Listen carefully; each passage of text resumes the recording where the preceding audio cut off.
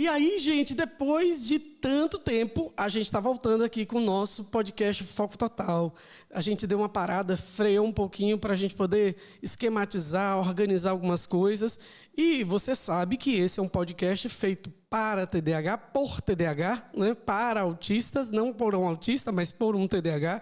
E aí você imagina a correria de tudo para organizar, deixar os palestrantes corretos no dia certo. E aí a Marília, que é a produtora aqui do estúdio, que sabe da minha dificuldade, às vezes, de chegar. E primeiro podcast, eu cheguei atrasado, né, Marília?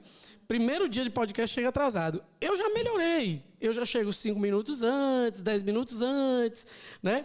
Mas é um podcast feito para TDAH, por TDAH, para autistas, para pessoas atípicas, pessoas que precisam ouvir, precisam conhecer, precisam saber a respeito de si mesmas e a respeito dos transtornos que muitas vezes fazem as pessoas sofrerem tanto ao longo da vida, né?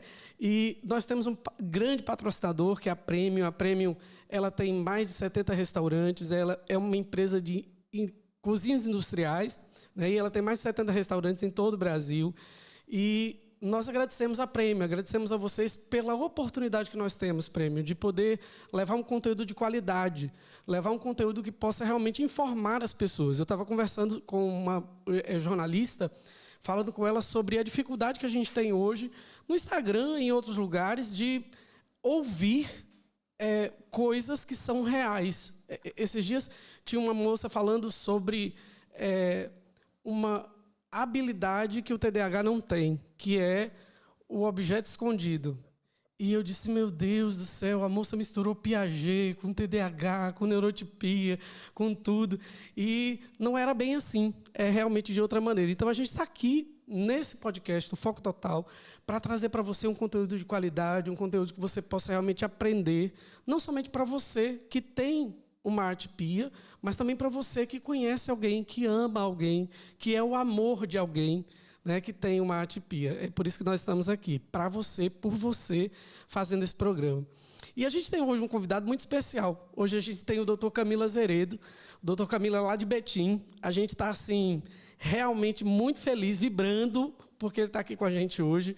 O Dr. Camilo é um médico neurologista muito ocupado, muito ocupado, muito ocupado. E a gente tentou encontrar aí um dia na sua agenda para poder trazê-lo. E ele veio para cá hoje e ele vai falar para a gente sobre um assunto, pessoal, que é um assunto que, na verdade, eu nunca ouvi, sobre o envelhecimento na atipia, no autismo.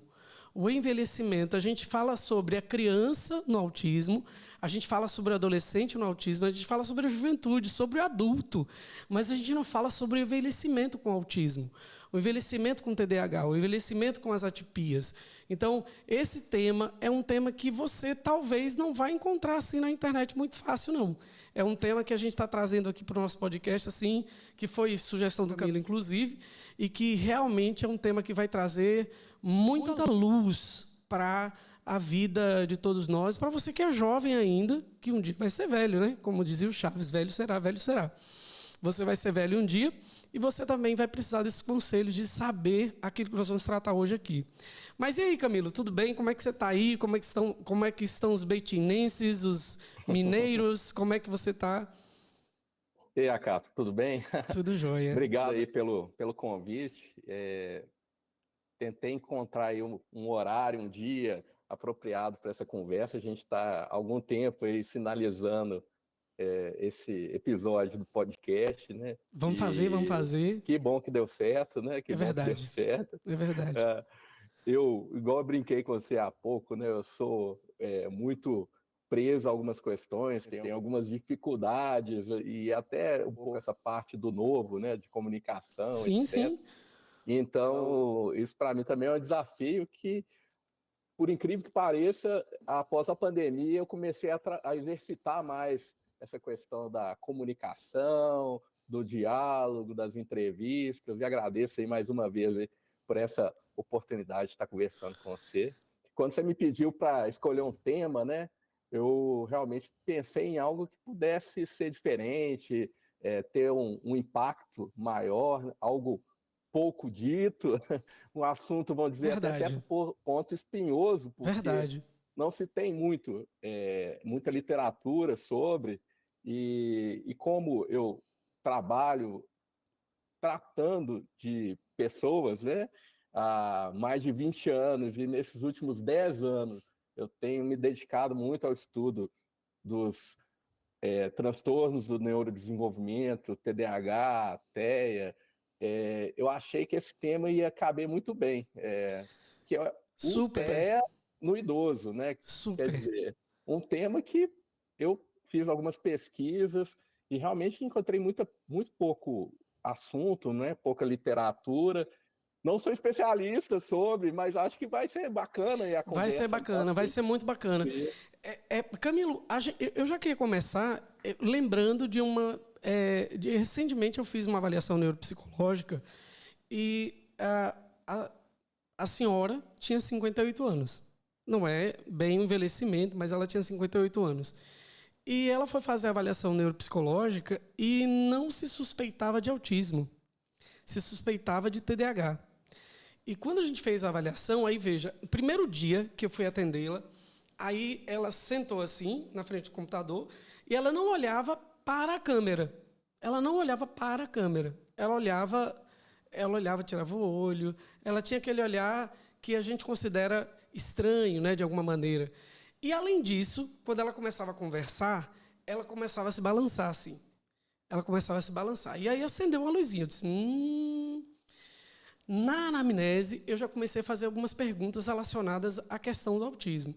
Fulana, você tem alguma coisa que você não come? Por exemplo, por causa da textura? Ela, Cássio, eu amo nozes, amo coco, amo amendoim, amo não sei, mas eu não suporto comer essas coisas. Mas por quê? Porque quando você vai mastigando, parece que quanto mais você mastiga, mais fica na boca. E aí aquela sensação daqueles coisinhas todos cortados na boca, para mim é horrível. Eu cuspo aquilo.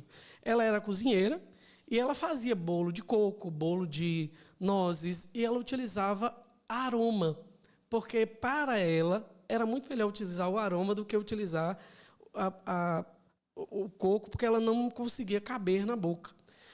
E aí a gente começou a conversar, e ela dizendo, olha, eu tenho dificuldade com a minha família, porque eles não me entendem, eu falo uma coisa, e eles entendem outra, eles não conseguem entender. E aí, no final, depois que a gente fez todos os testes, a gente realmente entendeu que o diagnóstico daquela senhora era TEA. Era TEA, e o TDAH ele vinha como uma comorbidade ali. E quando você falou sobre esse tema, eu me lembrei muito dela e fiquei pensando como uma pessoa pode sofrer a vida inteira sem ser pertencente a lugar algum por conta de um transtorno, né, Camilo? Isso é bem interessante, Acácio, que é uma pergunta que agora eu introduzo muito nas minhas anamneses. Eu recebo clientes, pacientes com queixa relacionada a TDAH, sintomas de desatenção, hiperatividade, desorganização. E de um tempo a cá, como o TDAH muitas vezes vem acompanhado com TEA ou TEA com TDAH, há Sim. muito tempo eu tenho perguntado, você se sente diferente? Você sente que o seu cérebro funciona diferente? Que a forma como você interpreta o mundo, as pessoas, é diferente daquelas que você conhece?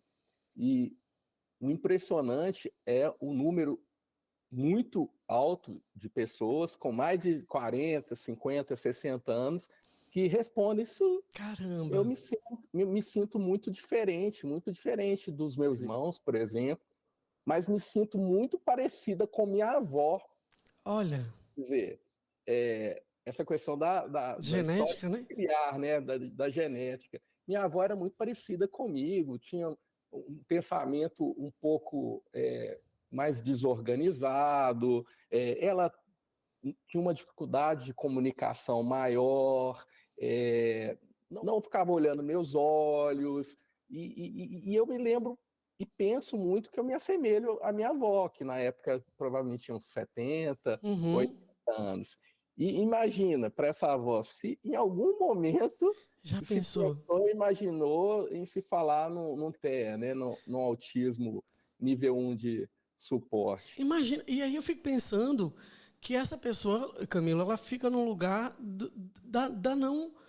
de não participar, de não ser, pertencimento, de né? não pertencimento, justamente, essa é a palavra. Porque, veja, a gente vai introduzir o tema falando um pouquinho sobre o que é o autismo. Então, o que, na verdade, seria o transtorno do espectro autista, Camilo? Como é que a gente Transtorno do poderia espectro definir? autismo é um transtorno do neurodesenvolvimento, então, quer dizer, é um caráter pelo qual a pessoa já tem uma propensão genética ao desenvolvimento, não é uma Sim, crônica. certo. Então, uma vez dentro do espectro, você vai envelhecer dentro do espectro. Quer Sim, dizer, uma criança com TEA será um adolescente com TEA, um adulto com TEA, um idoso com TEA. sim. E no transtorno do espectro autista existem algumas características marcantes, que é a questão da dificuldade de comunicação, isolamento social, as estereotipias, que com o passar dos anos, o paciente, né, o indivíduo neuroatípico dentro do espectro vai conseguindo criar até umas estratégias, Mecanismos, né? mecanismos para realmente Se adaptar. reduzir um pouco, se adaptar a essas condições.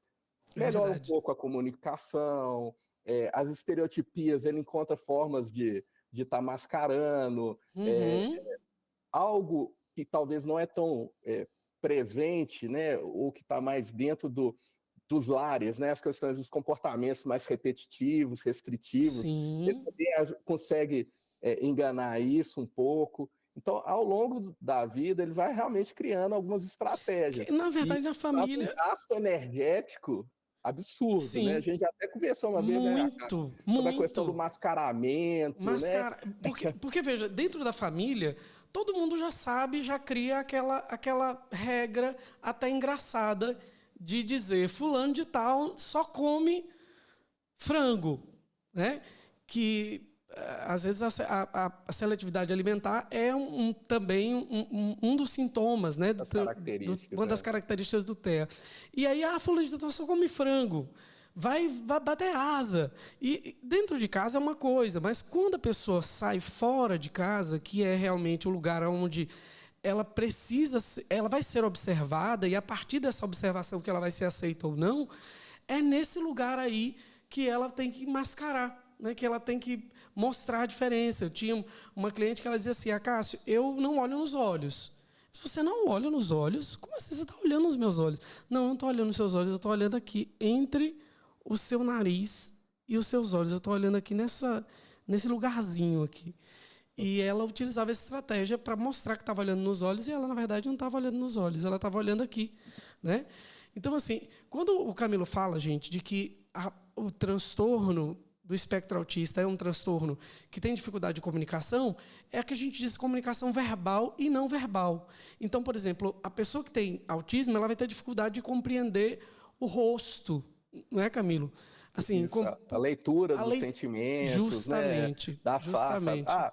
Ele está triste, ele está feliz, e às Isso. vezes isso faz parecer, né, até que a pessoa é insensível, que ela é Séria, grossa, que ela grossa, não tem isso. sentimentos, que ela é turrona. Como que não me vê, não percebe que eu estou triste, ou como não percebe que eu estou sendo irônica, como que leva tudo na rigidez, né? Quer dizer, tudo ao pé da letra. Isso no idoso é até certo ponto marcante, né? Porque o idoso já tem uma fama de Rigidez. ser ranzinza, né? Ser Isso. rígido. Isso. E no TEA, essa expressão ser ranzinza, quando alguém me relata, já me acende um sinal de alerta. Uai, mas será que isso é de agora ou isso já É da vem de história. vários anos? Será Aham. que isso é uma característica que ela traz desde a adolescência, desde da idade adulta? Será que é ranzinza mesmo? O que você considera ranzinza? Não gosta muito de conversar, não rende muita conversa, é sim ou não, ou então perde paciência com muita facilidade. Qualquer pergunta, às vezes, é uma pergunta não muito, muito Fácil de ser respondida, né? Fácil de ser respondida. Isso. Então, sim, não, respostas curtas. Então, são coisas que agora eu tenho tentado ficar mais atento com os pacientes idosos, ainda mais aqueles pacientes idosos com queixas referentes à concentração, desatenção, Sim. problemas sociais, dificuldade de relacionamento, histórico de separações, distanciamento de família, dificuldade de manutenção no emprego. Então, isso são coisas que já têm feito eu ficar mais atento. E outra coisa também, Acácio, que é interessante, citando aquilo que eu falei há pouco, aquele adolescente ou adulto investigando um TEA, um TDAH, que fala que se assemelha muito ao avô, que a mãe fala que parece demais com o bisavô, com a bisavó. Então, são essas pequenas sutilezas que a gente tem que estar atento, buscando, né, Camilo? Atento. E eu acho que agora, à medida que a gente fala mais sobre o TEA, que realmente a população médica, da área de saúde, psicólogos, terapeutas ocupacionais, começam-se a perceber disso. Ficar mais espertos nisso, né? E tem uma frase que eu odeio. Eu odeio. Agora todo mundo é autista. Agora todo mundo é TDAH. A gente ouve essa frase constantemente e eu recebo várias vezes essa frase lá no meu Instagram. Na verdade, não é que agora todo mundo é autista ou todo mundo é TDAH. Na verdade, é que agora essas sutilezas estão sendo popularizadas. É que agora a gente que é profissional da área de saúde, que tem se especializado em entender as sutilezas do transtorno, por exemplo, né? Então, assim, não é que todo mundo... já existia. Era aquela tia ranzinza que você tinha. Era aquela pessoa que não se envolvia muito nos relacionamentos, que ia para a festa de família e ficava lá lendo um livro, ficava no celular, que não participava, que não dava risada, que não entendia piada, né? E era essa pessoa ali que estava ali o tempo todo, que tinha TEA, e a gente não sabia que ela tinha TEA, né? Não sabia que ela tinha esse transtorno. O antissocial, né? Muitos antissociais, né? Fulano não gosta de estar no meio de uma festa, não gosta de socializar dentro da família. Tem uma festa, vai para o quarto. Quantas vezes que eu já escutei isso, Acácio? Meu filho, minha filha, meu marido, minha esposa. Agora, ouvindo também meu avô, minha avó, eles, quando chega alguém para dentro do quarto, some. Ou então, eu já escutei aqui, que aqui é uma cidade meio de interior, né? Sim. O meu avô, lembrando dessa história, ele sempre gostou de ir para o meio do mato. Olha. Meu avô, em algumas situações, ele sumia e ia para o meio do mato. E quais situações são essas? Quando tinha muita gente, quando exigia algum tipo de discussão familiar, creio eu, pela dificuldade mesmo que ele tinha de se colocar. Situações de se colocar, de lidar com isso. Lidar com aquilo, foi para o mato. Então, será que essa pessoa, né, esse senhor, essa senhora, que vai para dentro do quarto, vai para dentro do mato, né, ou sai para a rua, ela realmente não está dentro do espectro, né? Pra você ter ideia, você está falando aí porque é o meu marido, não sei o quê. Eu tenho uma história de um cliente que o casamento se acabou porque a família da esposa chegava e era uma família muito barulhenta. Era uma família grande e muito barulhenta. Tinha muita criança, tinha muita gente. Tinha um tio, especificamente, que era aquele tio que falava alto, contava piada, não sei o que e tal. E ele não aguentava ficar ali. Ele tinha uma sensibilidade auditiva, e essa sensibilidade auditiva o fazia com que ele não conseguisse... ele ficava incomodado naquele lugar ali. E aí ele ia para o quarto. E ela acabou o casamento porque ela dizia que ele não aceitava a família dela.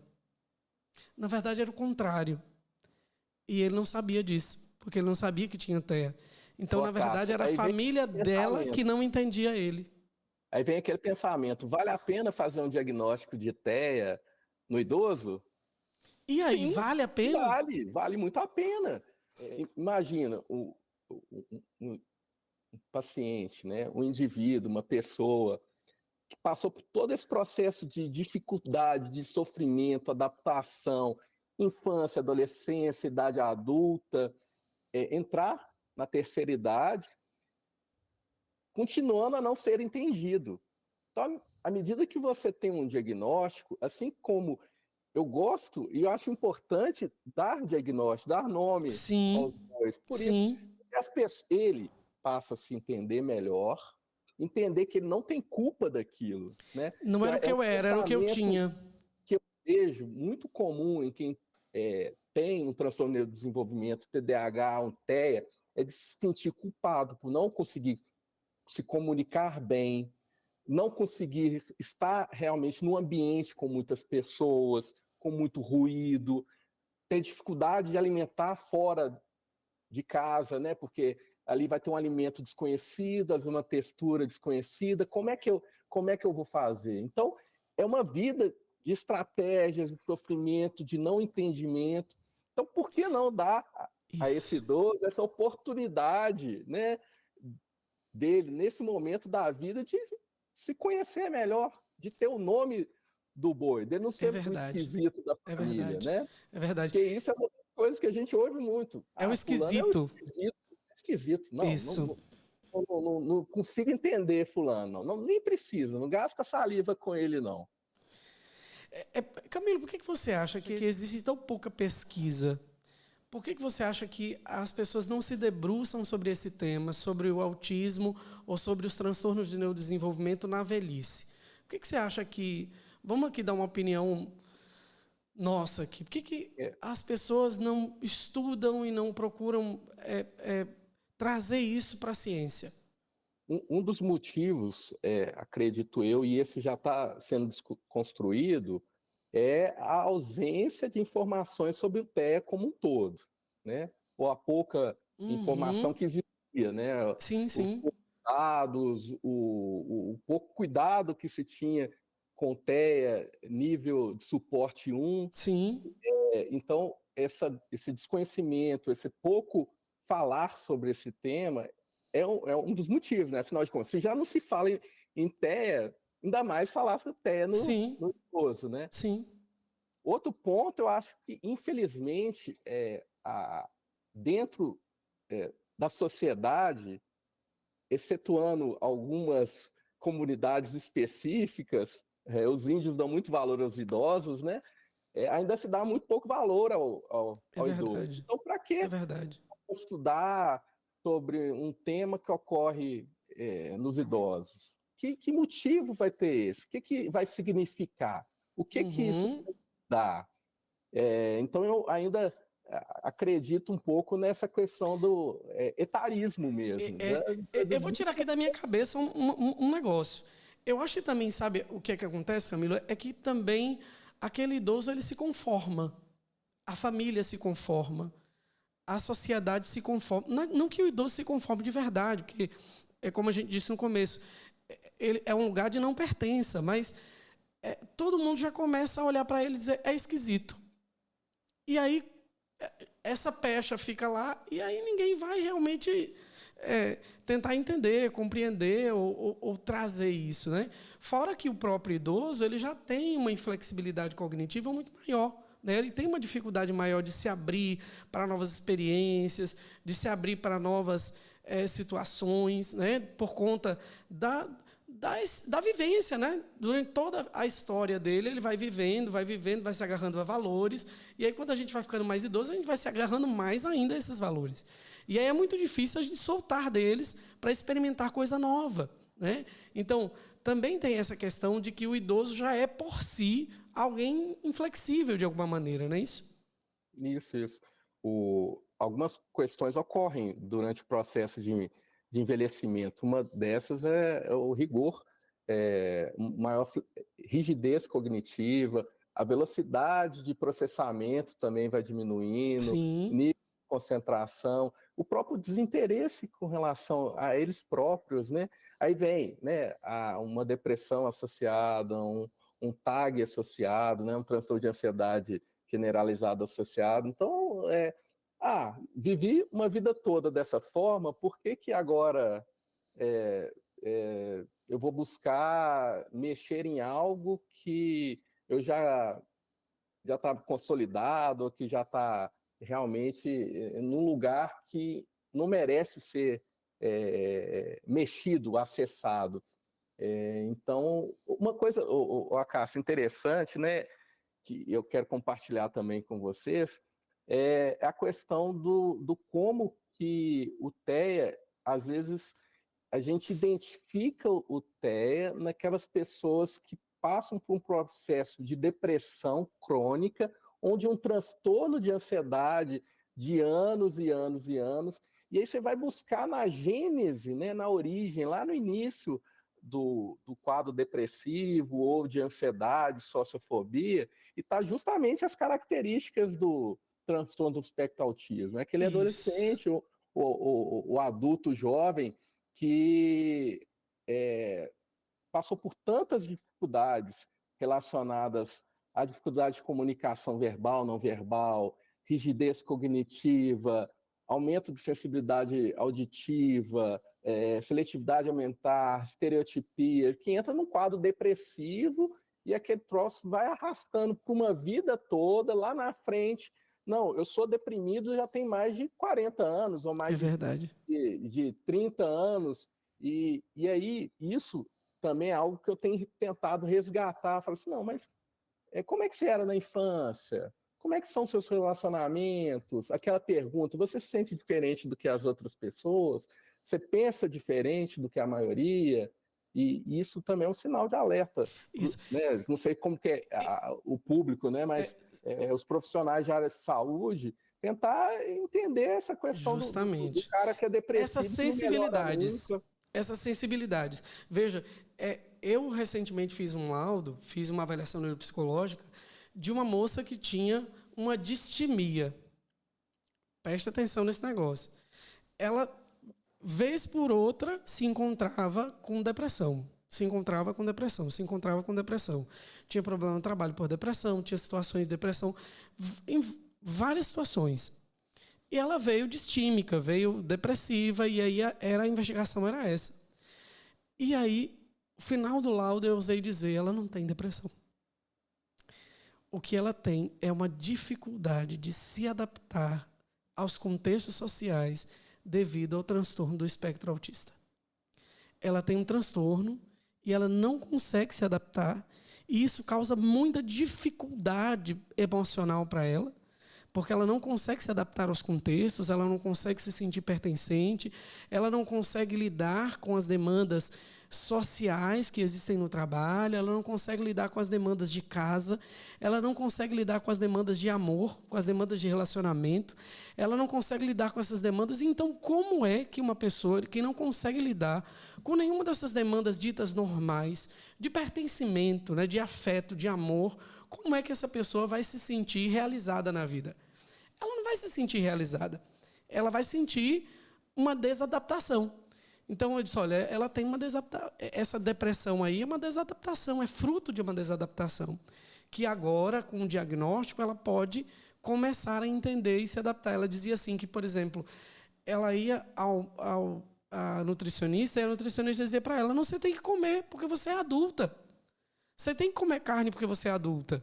Quer dizer, ela tinha dificuldade sensorial, né, e aí ela não conseguia comer carne.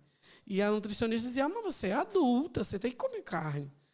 E aí ela disse para mim que, assim, que a maior alegria dela seria quando ela saísse do laudo, do consultório com o laudo, para dizer para a nutricionista, olha, eu preciso que você me passe uma suplementação alimentar, porque eu não como carne, porque eu sou autista. E aí eu preciso de uma suplementação alimentar, eu preciso que você reveja os nutrientes que eu preciso comer relacionados à carne para eu poder comer, porque eu não vou conseguir comer carne. Né? É a importância de colocar o nome aos bois, né? É a importância do diagnóstico. Justamente. Acácio, lembrando também uma coisa bem interessante que eu li, estudei recentemente, é uma revisão de diagnósticos em idosos, onde um número grande de idosos que tinham diagnóstico de esquizofrenia e foi buscar, né, as informações de uma forma um pouco mais sistematizada, com a família, com o próprio paciente, e esse diagnóstico ele foi mudado, foi modificado para um TEA, quer dizer, pacientes idosos com diagnóstico de esquizofrenia, que foi feita uma revisão, né, com relação às queixas e todos os sintomas, sinais que ele apresentava se encaixava dentro dos diagnósticos modernos do espectro autismo. Gente, que coisa, Camilo. Então, olha só que coisa assim, interessantíssima, né? Porque quantos idosos, às vezes, têm um diagnóstico há décadas de esquizofrenia ou distimia, né? Isso. E, na verdade, ou realmente uma personalidade antissocial. Isso. E, na verdade, se for fazer uma revisão, o diagnóstico não é esse, é outro. Justamente. Alertando de novo, né, para os colegas aí da área de saúde, que é importante rever os diagnósticos, é importante fazer essa eu acho que estudar, Camilo. análise. Eu acho que estudar. Porque, veja, eu saí a psicologia, ela trata diretamente dos transtornos mentais e a gente tem matérias específicas para estudo disso. Tem o psicodiagnóstico, tem a gente estuda as psicopatologias, a gente estuda tudo isso. A gente passa 5 anos estudando o comportamento e as patologias relacionadas ao comportamento e à mente, aos transtornos mentais. Mas nada, assim, a gente não consegue, na verdade, se especializar muito em entender essas coisas.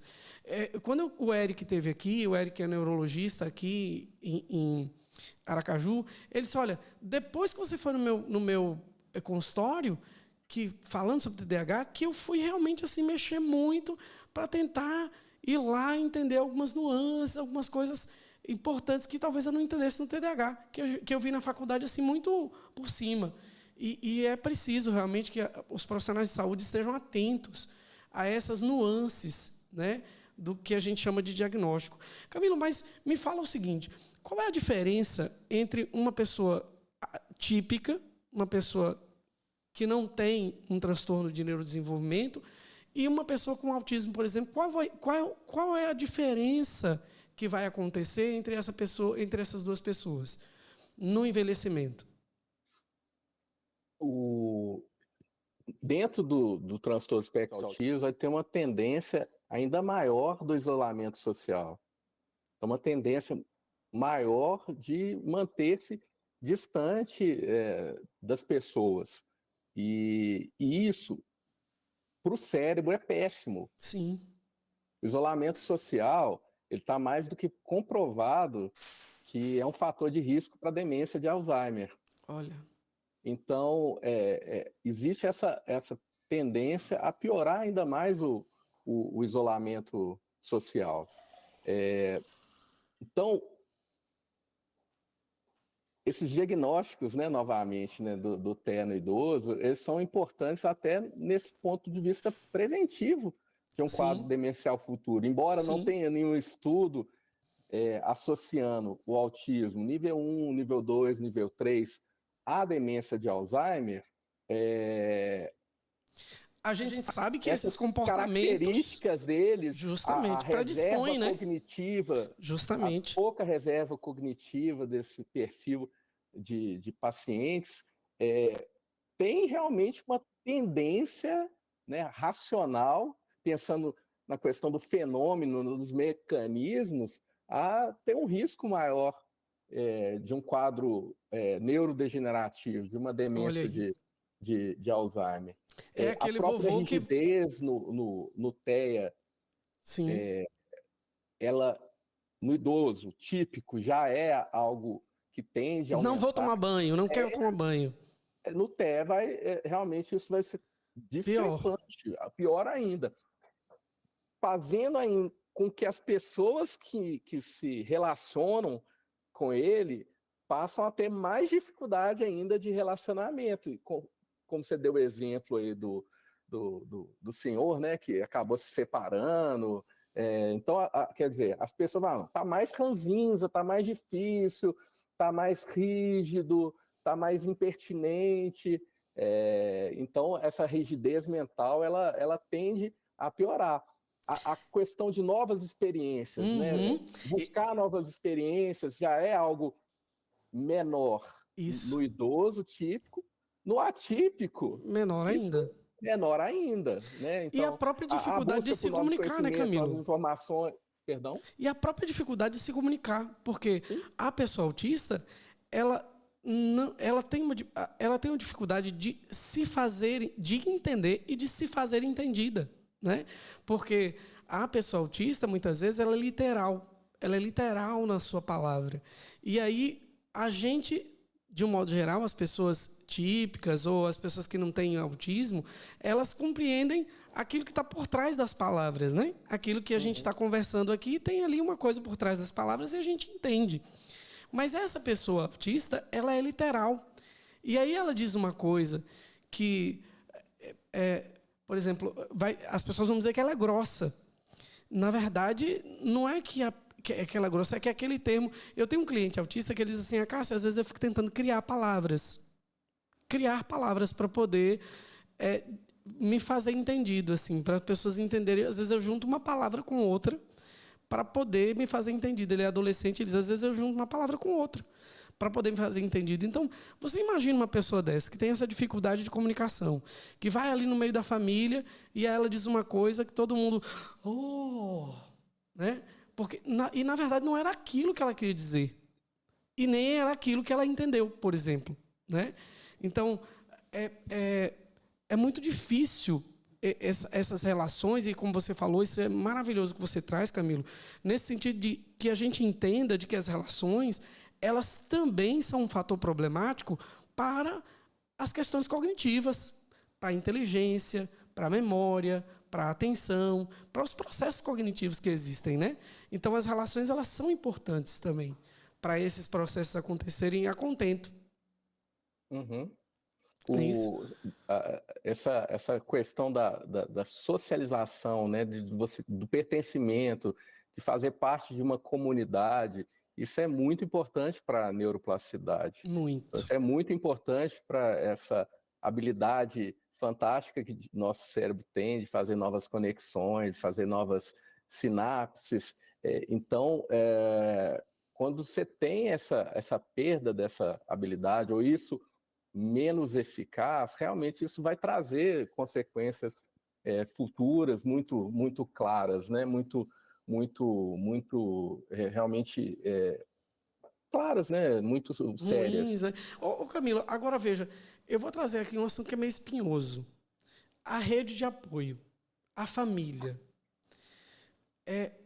Como é que a família deve tratar esse senhorzinho, essa senhorinha que recebeu recentemente o diagnóstico de autismo ou que tem características de autismo? É muito importante dizer também, e aí eu falo para você que está aqui ouvindo a gente, que o autismo ele tem componentes genéticos.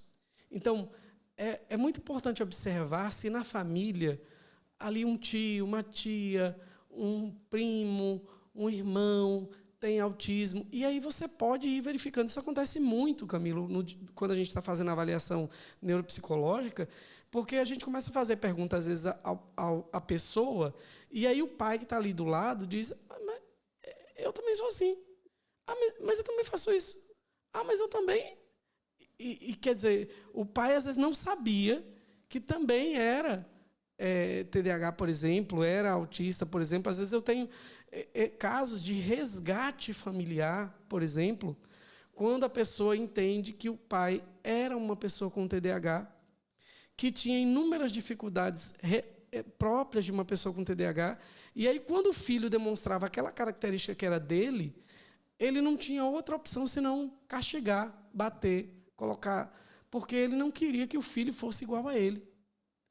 E aí eu tenho resgates lindos, às vezes, quando eu vou fazer devolutiva, porque eu peço que na devolutiva sempre a família, as pessoas que estão envolvidas com essa rede familiar estejam presentes para entenderem, fazerem perguntas, poderem tirar. Geralmente, uma devolutiva, eu digo para as pessoas, quando eu vou fazer a devolutiva do laudo, eu digo, olha, 1h30, 2.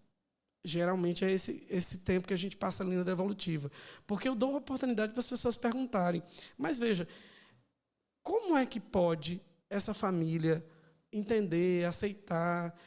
É fácil isso? Quais são os caminhos que a gente pode tentar fazer para que essa pessoa seja acolhida dentro dessa família de uma outra maneira, olhada de outra maneira? Então, pensa nesse cenário. Um idoso recém-diagnosticado dentro do TER, né, do transtorno espectro autista, e o sentimento desse idoso, né, é algo que deve causar um desconforto, realmente uma dor sem precedentes. Deve ser uma coisa absurda, né? Fala, passei todos esses anos dentro de algo que eu tentei combater minha vida toda e agora eu entendo que não era minha culpa, que meu cérebro funciona dessa forma. Então pensa esse sofrimento. Então acho que a primeira coisa que a família tem que fazer é acolher. Ter empatia. Tá do lado, ter empatia, se colocar no lugar do outro. De realmente estender a mão e dizer, eu estou aqui do seu lado, vamos juntos fazer com que esses próximos anos da sua vida sejam melhores do que os anos anteriores. É verdade, é verdade. Então a primeira coisa é isso, acolher. E permitir também que ele tenha acesso a formas de melhorar a sua qualidade de vida. A psicoterapia, o TCC, né? A TCC, a terapia cognitivo-comportamental. Cognitivo-comportamental, as próprias terapias direcionadas para o terapia ocupacional, né? A terapia ocupacional. Então, assim, permitir a esse idoso ter acesso a isso. Eu sei que tem várias limitações, questões financeiras, disponibilidade de tempo, etc. Mas permitir isso. Você deseja ser ajudado, auxiliado, você quer trabalhar com essas suas dificuldades, com essas suas fragilidades, eu estou do seu lado. Até porque já é um idoso cheio de dores, claro, né? Cheio de feridas, veja, Camilo, cheio de cicatrizes. Né? Às vezes ele não vai nem querer trabalhar isso e a gente vai ter que aceitar, vai ter que entender que a tia vai entrar para o quarto quando tiver muita gente na casa. E aí o que a gente vai fazer? A gente vai lá, corta um pedacinho do bolo, leva lá, tia, bolo, a senhora vai ficar aqui dentro, mas a senhora vai comer bolo. Traz o bolo para a tia, né? E a gente vai deixar de falar assim que fulano é esquisito. Isso, vai deixar de falar que é esquisito. Assim, vai pôr uma TV no quarto para ela ficar entretida. Vai melhorar o ambiente ali onde ela fica sozinha. Porque, não às vai vezes, ficar fazendo barulho justamente. Excessivo, soltar foguete se o time ganhou. Então, comprar assim, um cachorrinho que late muito e que faz muito barulho. Justamente. Então, assim, às vezes a pessoa não vai querer mudar, porque já viveu aquilo inteiro, assim, já se adaptou, inclusive, a ser aquilo, a ser dessa maneira. Então, porque a personalidade ela vai se imbricando no transtorno, né? O transtorno ele vai dando o tom. Ontem eu estava fazendo uma avaliação, um laudo de avaliação e compreendendo como muitas vezes a personalidade ganha características do transtorno. Então, por exemplo, uma pessoa que é uma pessoa desorganizada, que é TDAH. Isso é uma característica do transtorno, mas que ela acaba levando para a personalidade dela, né? Camilo, a gente está chegando ao final. Eu queria te agradecer muito pela oportunidade de você poder ter participado comigo desse episódio. A gente vai ouvir a Priscila. A Priscila ela vai ter vai falar um pouco sobre esse diagnóstico na velhice. Ela vai falar agora para a gente. Meu nome é Priscila Boaventura, eu sou uma mulher com TDAH, uma mãe atípica e uma filha atípica também.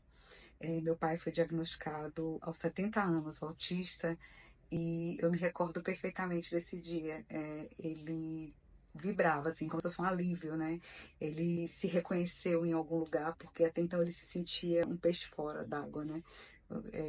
Eu me recordo, eu cresci, são muito claras as lembranças, né, da minha vida, dele dizendo eu sou diferente, eu sou diferente.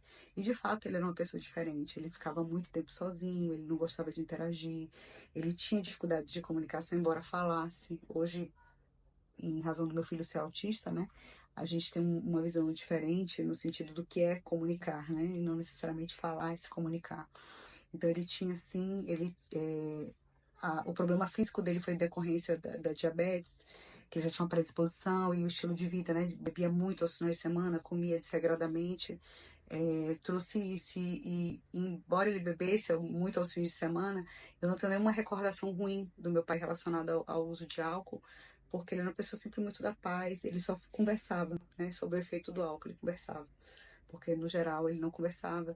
Isso afetou muito a carreira profissional dele, ele era delegado de Polícia Federal, mas ele sentia muita dificuldade de interagir em algumas situações. Eu me recordo que às vezes tinha que dar entrevista, alguma coisa ele não dava, porque ele não conseguia, ele não se sentia à vontade.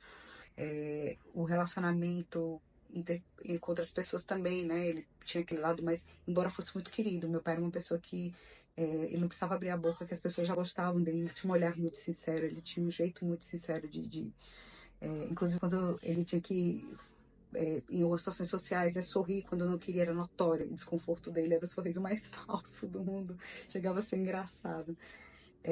Então é isso, e no dia do diagnóstico ele ficou muito feliz porque ele passou um filme na cabeça dele, né? Ele muitas vezes foi escoltado para casa, ele morava no interior da Bahia e ele não tinha filtro. Ele falava coisas sem pensar e muitas vezes desagradava os colegas e queriam bater nele.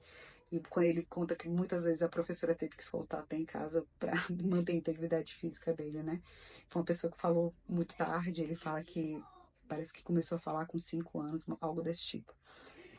Então, a gente precisa ter um olhar realmente para além da infância, né? Os autistas, o autismo ele não passa quando a infância acaba, na verdade permanece até a terceira idade, todas as dificuldades relacionadas a isso. Por sorte, meu pai passou no concurso público que trouxe uma estabilidade, ele conseguiu se manter no mercado de trabalho em razão desse concurso.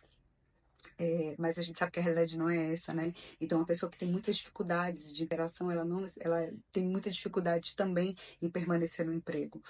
Então, a gente precisa realmente ter um olhar, uma política pública direcionada nesse sentido, né? Um cuidado com essas pessoas que necessitam de algum suporte. Em relação à família, ele foi o melhor pai. Eu sou muito grata por ter convivido até o ano passado com essa pessoa extraordinária. Meu pai era incrível, não é porque ele morreu, não. Ele sabe disso, que ele sempre foi incrível e ele deixou muita saudade para todo mundo.